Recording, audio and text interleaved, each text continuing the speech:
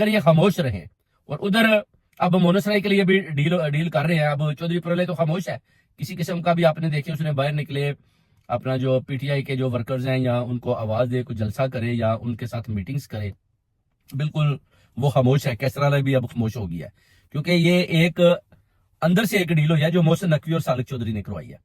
अब जो डील हो रही है वो यही है कि मोनसराय को भी लाना है। अब एमपीए की एक सीट जो है उस पर चौधरी प्रलय को भी लाया जा रहा है कि ठीक है जी, हम आपको इधर से एक सीट भी देते हैं। अब चौधरी प्रलय वो सीट भी लेगा, आप देखेंगे बहुत जल्द आपको पता चलेगा जी, उसको एमपीए भी बना दिया गया। उसके बाद फिर मोनसराय को रास्ता दिया जाएगा, फिर मोनसराय उधर पहुंचेगा।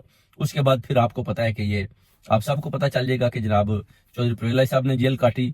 और उसके बाद अभी वो किस तरफ जा रहे हैं, क्या आया अभी तक वो इमरान खान के साथ खड़े हैं, या एमपीए की सीट लेने के बाद वो भी अपना जो है इसी तरह इधर उधर चले जाएंगे। ये चीजें भी देखने वाली हैं, क्योंकि इतनी आसान नहीं है जितना कौम